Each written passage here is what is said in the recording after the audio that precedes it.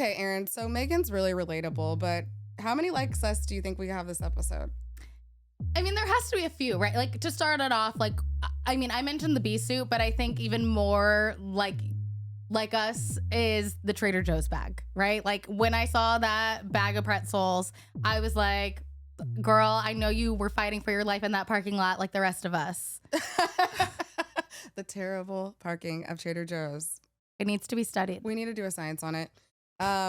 She's friends also with like her hairstylist, which yes, everyone's friends with the hairstylist, but he's actually her work friend because they worked together on Suits for many years. He's a friend of her for 15 years. I think he said that her kids call him Uncle Daniel.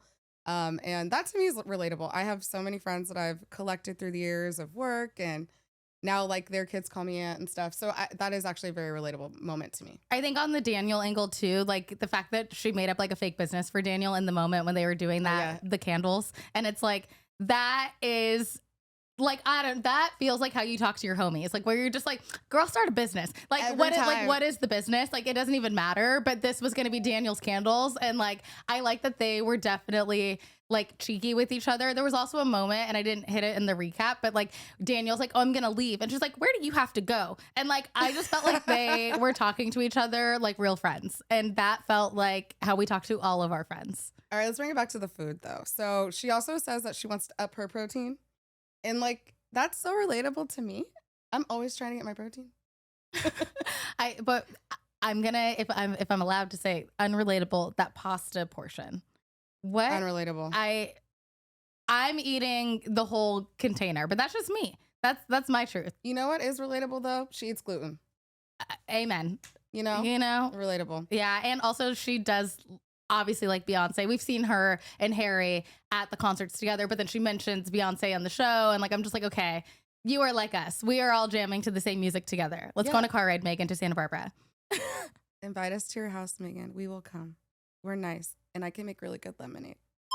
Okay. So end of the episode. How many like us were there? What do we think about episode 2? So for me, my likes us for this episode are she needs the pump for the balloon. Absolutely. I mean, you guys do not be crazy. You cannot I've literally been there. You will die. I'm gonna take it one step further and say pay for the business that does the balloon arch. Hot take. Wait. That is very costly. You can't do it with love if the girl that you paid named Meghan is doing it. It's worth every penny.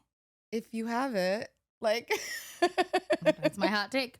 I also think something in this episode that was really funny. She talks about that because she's at the stage kitchen, her dogs aren't there, and she drops food on the floor, and she's like, I wish that the dogs were here because they would clean stuff off the floor. Yeah.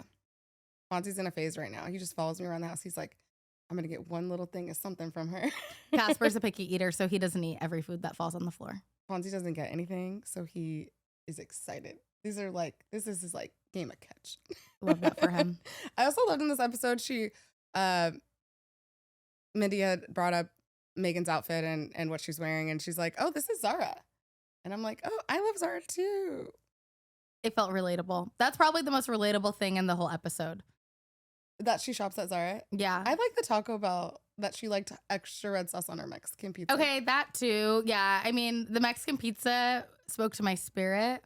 Also, like, I felt like it was not relatable to me, but she does say something that's so Gen X coded. She calls herself a latchkey kid. Yeah. And I feel like that is something that is relatable for a lot of kids in her generation, just in general, but then her even calling it that. It's very Gen X. You know, she's very much on the bubble. She's millennial, Gen X, whatever. So like she might have had someone older say that, like a cousin or a friend, and like it picked up. And I think that's funny. And then she pours also a glass of Taittinger, like a brut. And I love that champagne. It's good. It's like what you get like kind of standard anywhere, but it's a good solid glass.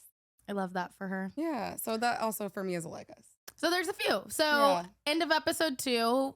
And we're going to say Meghan is still feeling obviously not so like us, but enough like us where we're locked in. I'm still enjoying the show. I think she's super quirky and a little nerdy. We're learning she's kind of nerdy.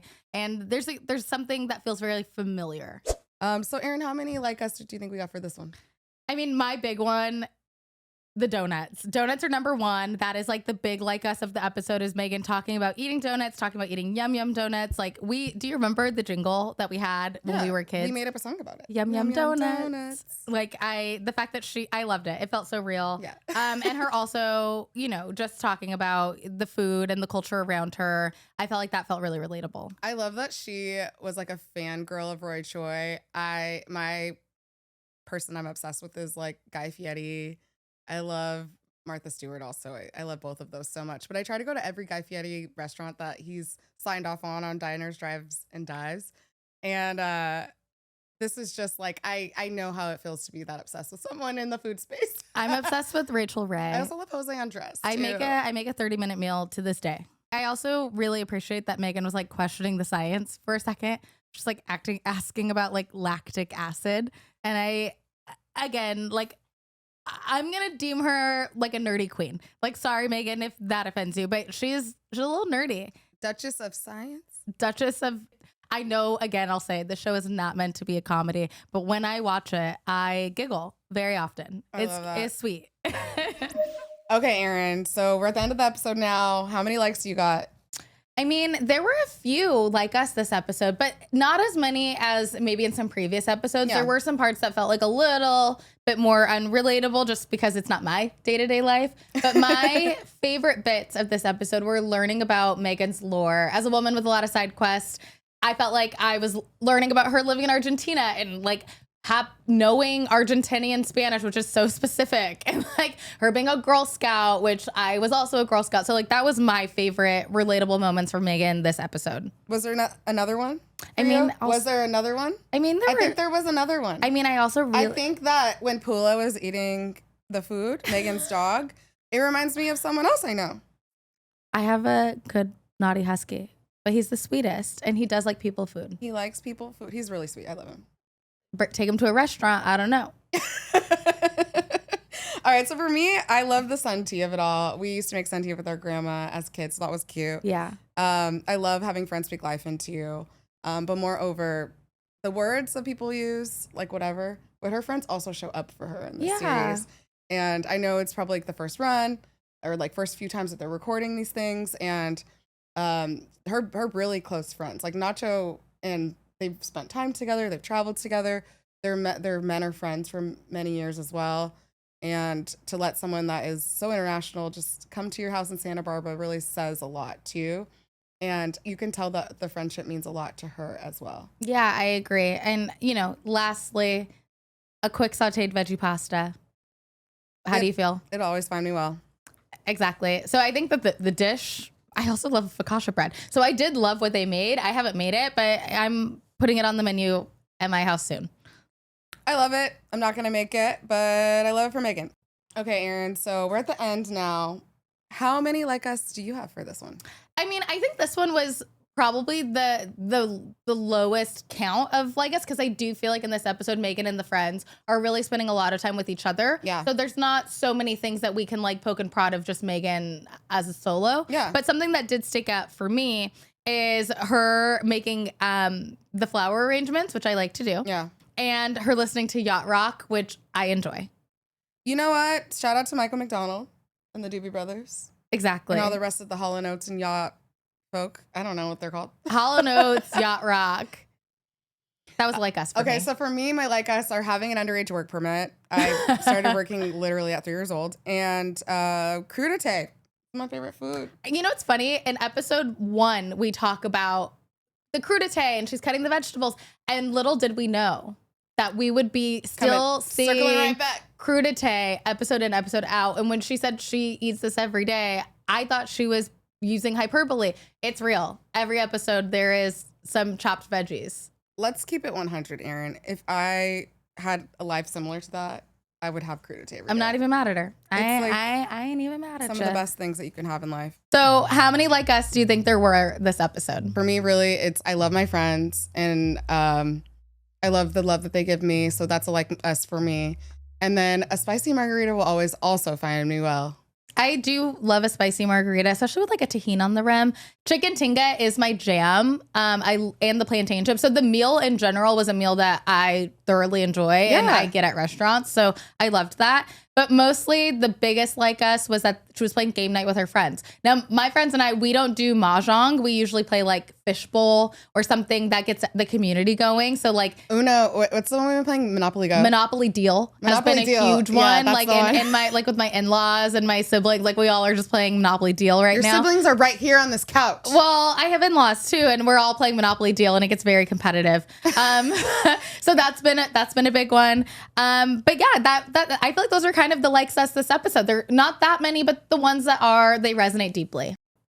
How many like us do you got for this episode? I mean, I think my main like us was, I had a lot of like us from Vicky. I had less like us from Meghan in this episode. But my big like us, gosh, this is kind of a tough one. With the Northwestern sweatshirt was just a step too far. I mean, I guess the like us is I like the idea of creating a harvest basket. That's like awesome. I haven't done that yet, but it did speak to me. I don't know. I need to think about it. You go. What are your likes us? Well, I told you, I already really love how Vicky incorporates Japanese philosophy into the way she lives her life.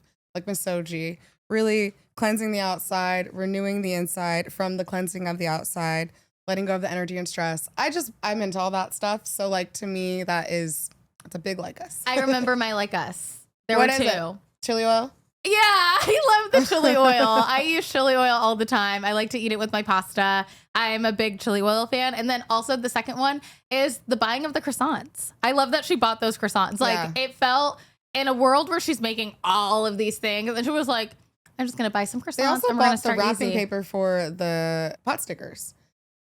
You could make that. And Meghan says, thank you so much for bringing these. Because, I mean, imagining making that from scratch. Yeah, exactly. You don't have to do everything from scratch. You just have to do it with love. And that's what Meghan wants us to learn.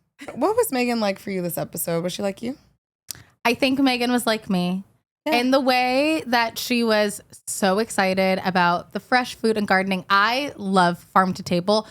I love a farm to table restaurant so much. I went through a period of time where I was being hyper bougie, where I didn't even want to eat at a restaurant if it was not farm to table. I did go through that phase. It actually is quite easy to do that in Los Angeles, be very picky about only wanting a restaurant like that.